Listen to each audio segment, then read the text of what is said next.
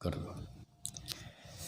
तो इस प्रकार से गायत्री मंत्र का उपदेश करके संध्योपासन की जो स्नान, आचमन, प्राणायाम आदि क्रिया है सिखलावें। तो माता पिता और अध्यापक की बात चल रही थी।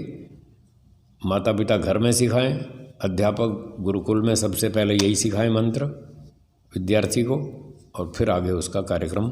फिर आगे क्या सिखाना? संध्योपासन की जो स्नान, आचमन, प्राणायाम आदि क्रिया है वो सिखाएं। तो गायत्री मंत्र का उपदेश कर दिया, अब उसको संध्योपासन की क्रियाएं सिखाएं कि आचमन करना, स्नान करना आदि आदि, और प्राणायाम करना, वो सारे बातें सिखाएं। प्रथम स्नान इसलिए है कि जिससे शरीर के बाह्य अवयवों की शुद्धि और आरोग्य आदि होते हैं। तो उपासना में सबसे पहले स्नान करना चाहिए। इससे शरीर शुद्ध होता है, साफ सुथरा होता है, गंदगी निकल जाती है, और शुद्ध शरीर में फिर चित्त की भी शुद्धि होती है, उसका प्रभाव पड़ता है मन पे भी। मन भी प्रसन्न, एकाग्र, शांत हो जाता है, और आरोग्य, बीमारी भी निकल जाती है, शरीर स्वस्थ हो जाता है। इसलिए बच्चों को पहले स्नान सिखाएं कि स्नान करो, और फिर उसके बाद आगे प्राणायाम आदि। तो स्नान करने से शरीर की शुद्धि होती है। इस विषय में एक प्रमाण देते हैं। इसमें प्रमाण, अद्भिर्गात्राणि शुद्ध्यन्ति मनः सत्येन शुद्ध्यति विद्या तपोभ्याम भूतात्मा बुद्धिर्ज्ञानेन शुद्ध्यति। ये मनुस्मृति का श्लोक है। जल से शरीर के बाहर के अवयव शुद्ध होते हैं। शरीर के बाहर के अवयव ये वाले, शरीर नहाना धोना करने से जो बाहर के भाग हैं ये शुद्ध होते हैं। आँख, नाक, कान, हाथ, पाँव इत्यादि ये सारे शुद्ध हो जाते हैं। सत्याचरण से मन शुद्ध होता है, तो मन की शुद्धि भी चाहिए। उसके लिए सत्य का आचरण करो। जो व्यक्ति सत्य जानता है, सत्य मानता है, सत्य बोलता है, सत्य आचरण करता है, उसका मन शुद्ध होता है, छल कपट रहित होता है। और जो सत्य का आचरण नहीं करता, सत्य नहीं जानता, मानता, बोलता नहीं, करता भी कुछ उल्टा सीधा ही है, तो उसका मन राग द्वेष छल कपट से युक्त हो जाता है, शुद्ध नहीं रहता। इसलिए मन की शुद्धि करनी हो तो उसके लिए सत्य का आचरण करना चाहिए।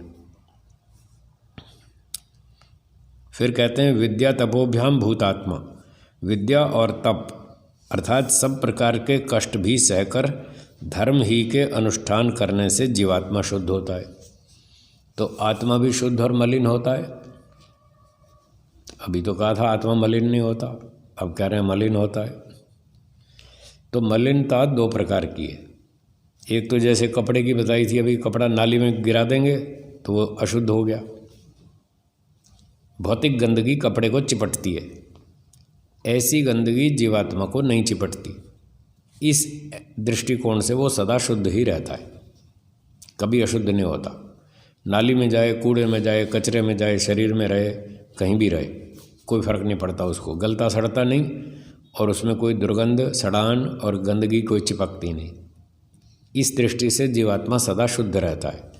ईश्वर भी शुद्ध रहता है इस दृष्टि से, क्योंकि दोनों चेतन हैं, तो चेतन को ये भौतिक गंदगी नहीं सताती। अब आत्मा दूसरी गंदगी में फंसता है, मिथ्या ज्ञान की गंदगी, अविद्या, उसमें फंस जाता है। तो ज्ञान की दृष्टि से वो अशुद्ध हो जाता है। जब ज्ञान अशुद्ध होता है तो कर्म भी अशुद्ध करेगा, झूठ बोलेगा, चोरी करेगा, छल कपट करेगा, धोखा अन्याय करेगा। तो इस प्रकार से जब जीवात्मा का ज्ञान अशुद्ध हो जाता है, ये अशुद्धि जीवात्मा में आती है। क्यों आती है? अल्पज्ञ होने से। वो अल्पज्ञ होने से मिथ्या ज्ञान में, अविद्या में फंस जाता है। तो ज्ञान की अशुद्धि होती है, उसके आधार पे फिर कर्म भी अशुद्ध हो जाते हैं, झूठ, छल कपट, चोरी, बेईमानी, और उपासना भी अशुद्ध हो जाती है, क्योंकि ये कर्म और उपासना ज्ञान पर आधारित हैं। जब ज्ञान अशुद्ध हो जाएगा तो कर्म और उपासना भी अशुद्ध हो जाएंगे। संसार की वस्तुओं की उपासना करना ये अशुद्ध उपासना है।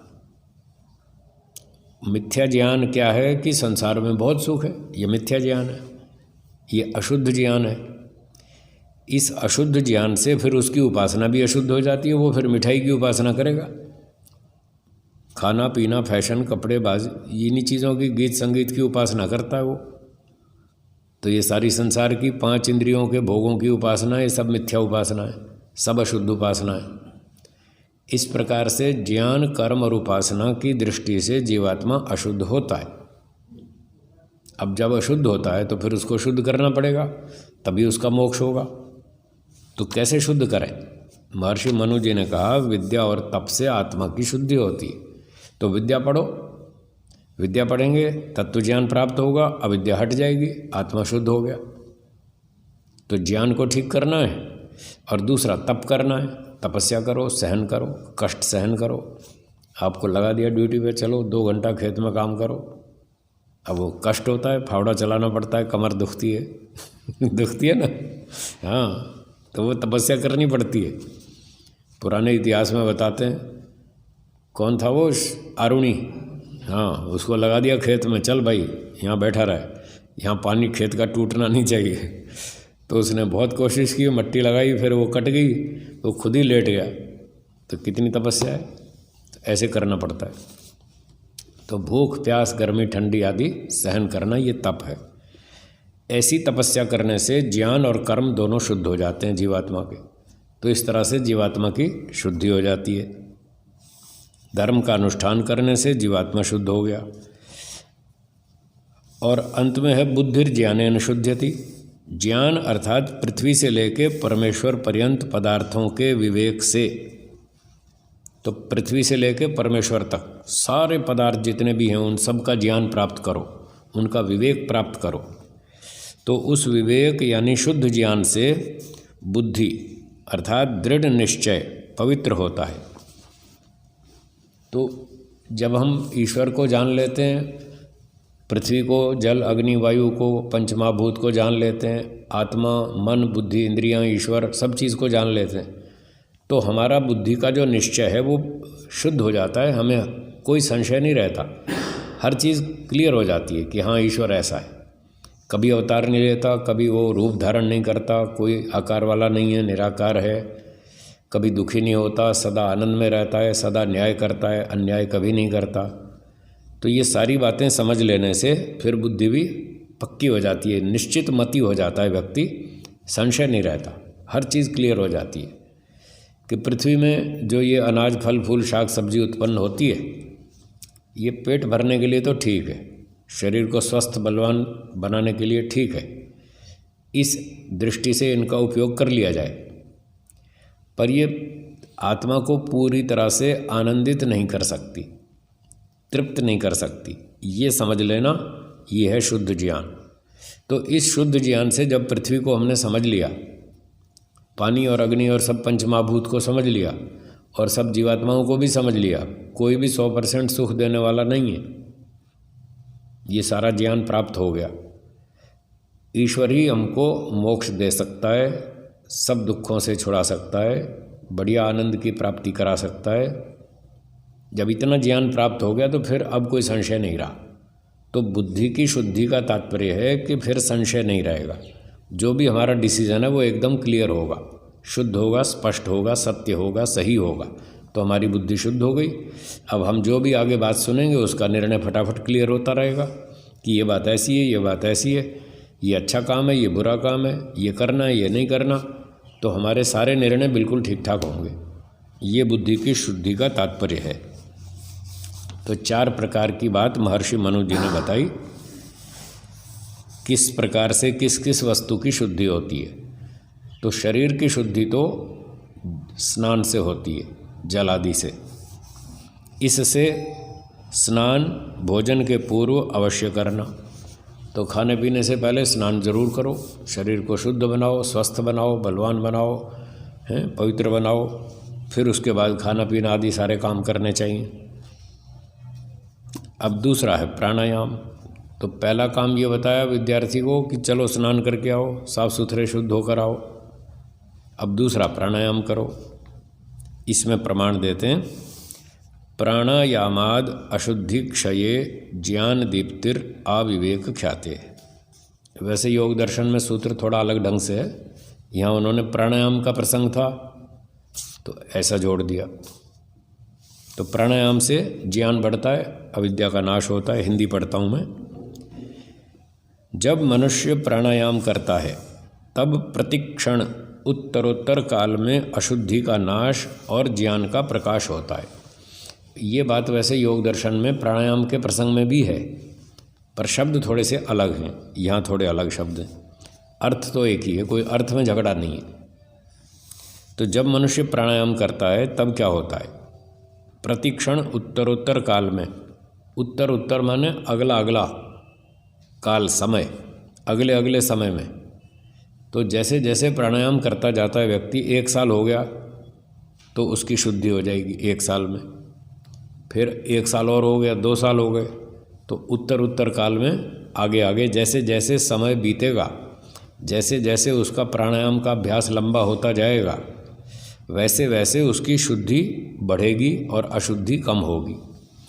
अशुद्धि का मतलब अविद्या कम होगी और ज्ञान विज्ञान बढ़ेगा। कैसे बढ़ेगा वो सुनिए। अशुद्धि का नाश और ज्ञान का प्रकाश होता जाता है। जब तक मुक्ति ना हो तब तक उसके आत्मा का ज्ञान बराबर बढ़ता जाता है। तो ज्ञान बढ़ता जाता है, अष्टांग योग के पालन से भी बढ़ता है, उसमें एक प्राणायाम भी है, उससे भी बढ़ता है। तो प्राणायाम से कैसे ज्ञान बढ़ता है और कैसे अशुद्धि का नाश होता है, इस बात को सुनेंगे। सामान्य रूप से जो हम सांस लेते हैं दिन भर, तो वो छोटे छोटे सांस होते हैं, लेते रहते हैं छोड़ते रहते हैं, लेते रहते हैं छोड़ते रहते हैं। तो वो जो वायु जाती है हमारे फेफड़ों में, वो बहुत थोड़ी सी जाती है और बाहर आ जाती है, फिर थोड़ी सी जाती है, फिर बाहर आ जाती है। हम जब लंबा सांस लेंगे ना ऐसे, अब वो अंदर गहरे स्थानों तक जाएगी वायु, बाहर से जो ऑक्सीजन जाएगी वो अंदर गहरे स्थानों तक जाएगी फेफड़ों में, और वहाँ का कचरा बाहर निकाल के फेंकेगी। ऑक्सीजन लेते हैं और कार्बन डाइऑक्साइड छोड़ते हैं, आजकल की भाषा में, फिजिक्स की। तो इस तरह से जो हम सामान्य श्वास लेते हैं उसमें बहुत गहरी वायु अंदर नहीं जाती, थोड़ी जाती है। और जब प्राणायाम करते हैं और लंबा खींच के उसको रोक भी लेते हैं,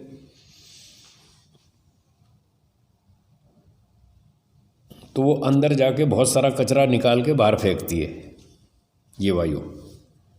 तो क्या होगा? शरीर की शुद्धि अधिक होगी। जब ये शुद्धि अधिक होती है तो ब्लड जो है, रक्त, ये ऑक्सीजन क्या करती है? रक्त को शुद्ध करती है जाके फेफड़ों में। तो रक्त का शोधन अधिक मात्रा में होता है प्राणायाम से। जब रक्त का शोधन अधिक मात्रा में होता है, वो शुद्ध रक्त पूरे शरीर में घूमता है और मस्तिष्क में जाता है, ब्रेन को भी मिलता है यहीं से। तो जब शुद्ध रक्त मस्तिष्क को मिलेगा तो मस्तिष्क की कार्यक्षमता अच्छी हो जाती है। तो उस कार्यक्षमता के अच्छे हो जाने से, बढ़ जाने से, फिर वो अविद्या दूर होने लगती है। दिमाग बढ़िया काम करता है और झूठ, छल, कपट को, कचरे को दूर करता जाता है। और शुद्धि अधिक होने से अच्छे डिसीजन लेता है व्यक्ति, अच्छे निर्णय लेगा, अच्छे काम करेगा। अच्छे काम करने से उसका ज्ञान बढ़ता जाता है, शास्त्रों को भी पढ़ेगा, सेवा भी करेगा, परोपकार भी करेगा। तो ये साइंटिफिक प्रक्रिया है, इसकी वैज्ञानिक प्रक्रिया है, जिससे कि प्राणायाम करने से अविद्या का नाश होता है और विद्या की वृद्धि होती है। इसलिए महर्षि ने कहा कि प्राणायाम करना चाहिए। इससे उत्तरोत्तर काल में अशुद्धि का नाश और ज्ञान का प्रकाश होता जाता है। तब तक होता जाता है जब तक मुक्ति ना हो, तब तक उसके आत्मा का ज्ञान बराबर बढ़ता जाता है। तो इसलिए प्राणायाम भी बताया, प्राणायाम करना चाहिए। अष्टांग योग में इसका नंबर है 4।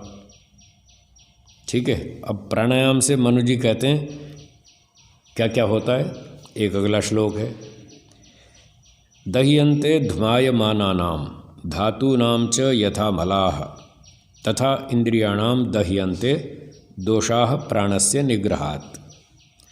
जैसे अग्नि में तपाने से सुवर्ण आदि धातुओं का मल नष्ट होकर शुद्ध होते हैं। तो सोने आदि को जब शुद्ध करना होता है तो अग्नि में डाल के खूब तपाते हैं, खूब गर्म करते हैं उसको अग्नि में। देखा है कभी?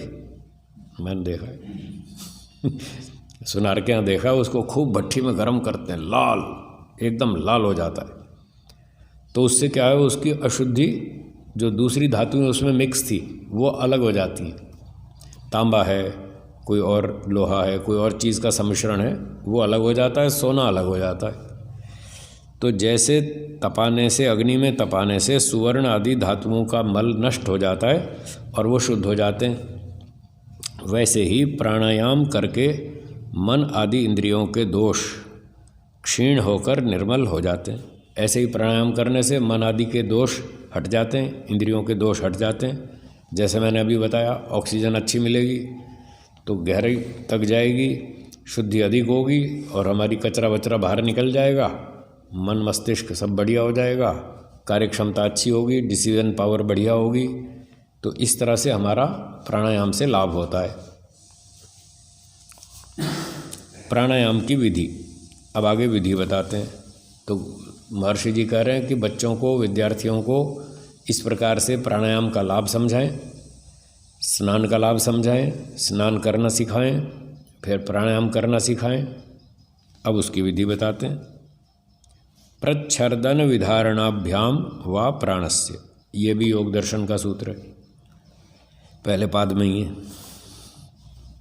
जैसे अत्यंत वेग से वमन होकर अन्न जल बाहर निकल जाता है, वैसे प्राण को बल से बाहर फेंक के बाहर ही यथाशक्ति रोक देवे। तो जैसे कभी वमन होता है, उल्टी होती है ना, बच्चों को, बड़ों को, किसी को भी होती है, तो जोर से झटका लगता है, अंदर से वो सारा खाया पिया बाहर आ जाता है, मुंह से ही बाहर आता है। तो जैसे वमन होता है और जोर से धक्का लगता है, उसी तरह से प्राण को भी जोर से फेंके नासिका से, इस तरह से झटका मार के उसको जोर से बाहर फेंको प्राणायाम करते समय। पर इसमें यह ध्यान रखना है कि जब हम जोर से प्राण को यूं फेंकेंगे ना तो शोर होगा, हवा जोर से बाहर आएगी, थोड़ा शोर बचेगा। अब पड़ोस में 5, 7, 10 लोग और बैठे हैं, कोई सामूहिक शिविर का कार्यक्रम है और सबको कहा चलो भाई बैठो ध्यान करो। अब 10, 20, 50 लोग बैठे हैं, ध्यान कर रहे हैं और सारे के सारे ऐसे करेंगे तो फिर बाधा पड़ेगी ना, तो शोर होगा, दूसरों को बाधा पड़ेगी। तो जब सामूहिक बैठे हों तब शोर नहीं करना, तब ऐसे झटके से नहीं निकालना। एकांत में हो तो निकाल लो, कोई बात नहीं। एकांत कमरे में आप अकेले बैठें, कोई दूसरा पास में नहीं है जिसको बाधा हो, आप अकेले बैठें, तब आप जोर से ऐसे झटके से वायु को बाहर निकाल दें। और सामूहिक हो तो फिर धीरे धीरे निकालें ताकि शोर ना हो, दूसरों को कष्ट ना हो, ऐसे धीरे धीरे निकाल दें। तो वायु को बाहर फेंक करके बाहर ही यथाशक्ति रोक देवे, तो उसको बाहर रोक दें। प्रच्छर्दन, इसका अर्थ होता है जोर से फेंकना, विधारणम रोकना, तो वायु को बाहर फेंकना और उसको बाहर रोक देना। जब बाहर निकालना चाहे तब मूल इंद्रिय को ऊपर खींच के वायु को बाहर फेंक दे। तो ये मूल इंद्रिय, गुदा इंद्रिय, जिससे हम मल का त्याग करते हैं, तो उसको थोड़ा सा ऊपर संकुचित कर लें, गुदा को ऊपर संकुचित करके फिर वायु को बाहर फेंक दें। जब तक मूल इंद्रिय को ऊपर खींच रखेंगे तब तक प्राण बाहर रहता है। तो इसको प्राण के बाहर रहने में इससे थोड़ी सी सहायता मिलती है, तो थोड़ी देर अधिक रुकेगा बाहर, बस इतना लाभ है इसका, और कोई विशेष कारण नहीं है। और ये भी वैकल्पिक है, करो तो करो, ना करो तो ना करो, अनिवार्य नहीं है, आगे लिख देंगे। तो मूल इंद्रिय को ऊपर खींच के रखे तब तक प्राण बाहर रहता है।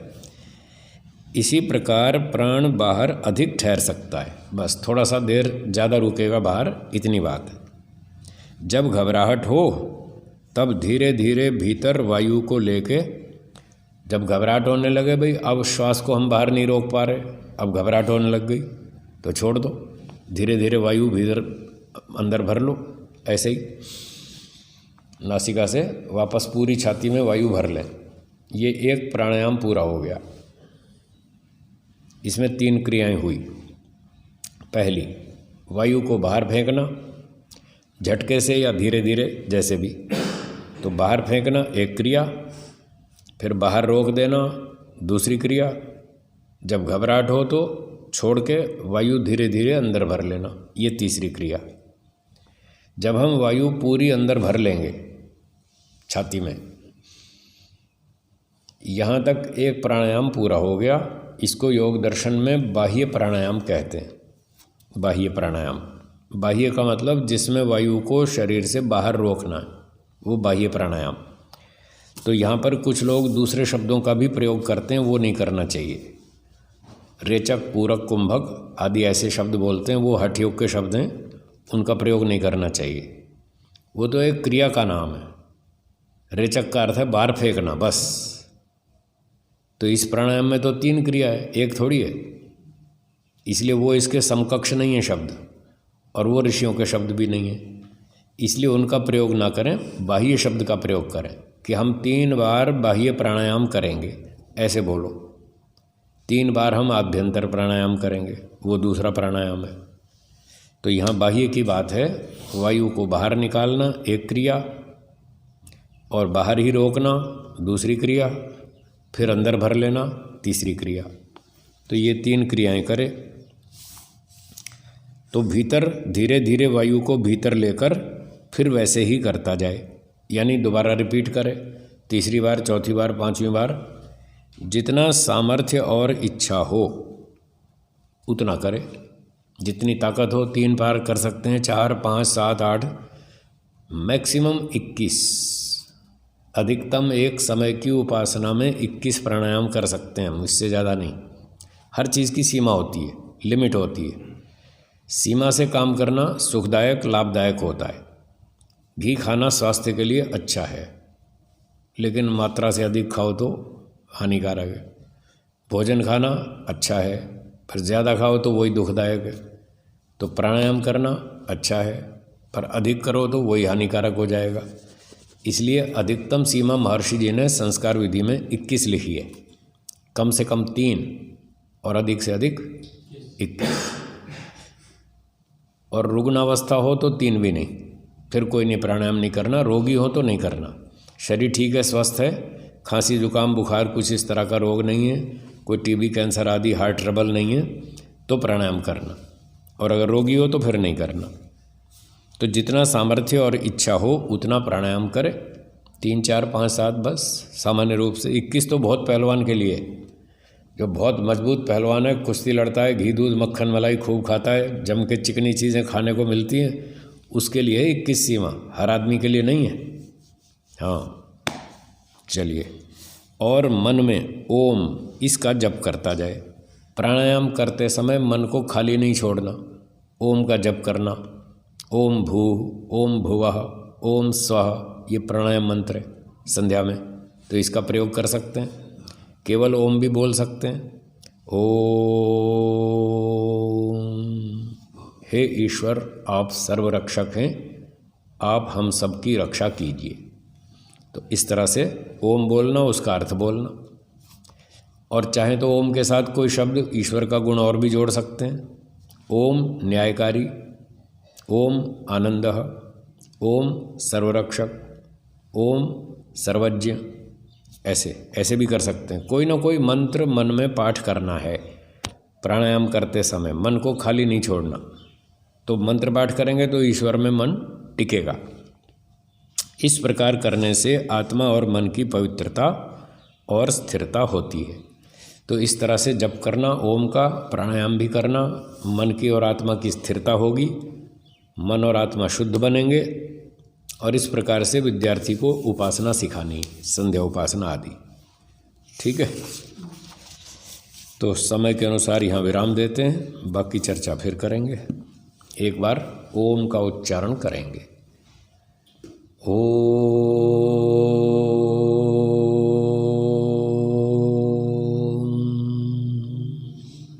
सर्वेभ्यो नमः। सबको सादर नमस्ते जी। धन्यवाद।